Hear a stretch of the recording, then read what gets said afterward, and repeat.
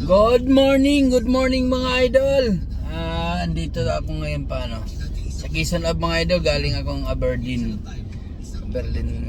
Natid ko si nanay kasi may seminar ngayon ang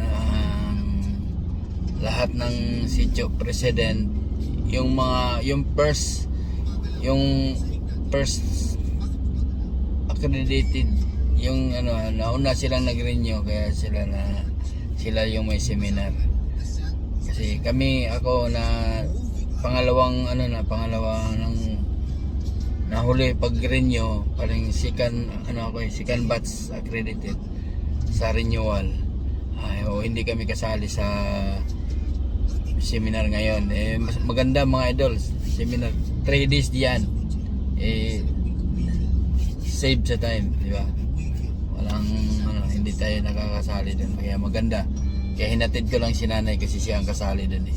Kaya ang mga idol, grabing ang traffic talaga. Papunta ako dito sa Quezon, ang traffic na. Ngayon pabalik, ang traffic nagsimula sa may perya. Tapat ng perya ang traffic nagsimula ngayon hanggang yan mga idol, yan traffic. Pabalik na ako mga idol, ng Fairview. Ayan. Ganyan mga idol, ganyan ang traffic natin dito sa ganyan ang traffic. Ay nako, wala nang pagbabago mga idol. Pero okay lang habang nakikinig sa sa bida-bida ng mga papaw. Yan. Totoo daw to. Bago pa nagkaroon ng mga bayan at lungsod, meron daw higanteng nagngangalang Bernardo sa kailaliman ng lupa.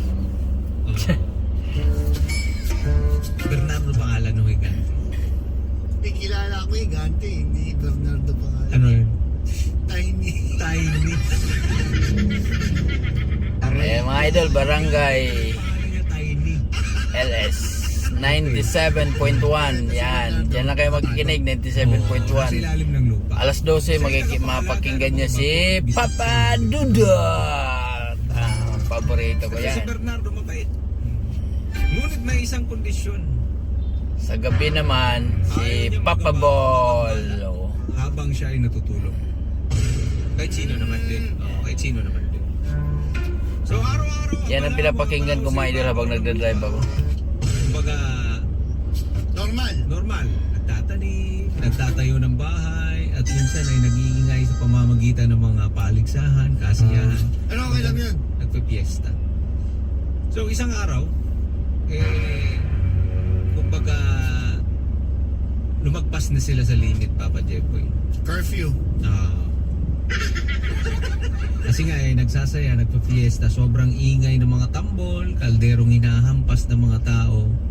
Basta, in short, may pista. At dahil doon, etong si Bernardo sa ilalim ng lupa, nagambala. Nagalit. Gumalaw ang kanyang Mga kamay. higanting kamay. Tulog po ako. Sabi ni higante. Tulog po ako. Siguro, umiral siguro yung kadimonyo ng aking kamay. Gumalaw. Ay, yun. Gumalaw yung kamay niya, nagalit. Yan. Tinulak itong bato sa paligid. Ganito lang muna mga idol. Biglang umalog ang lupa.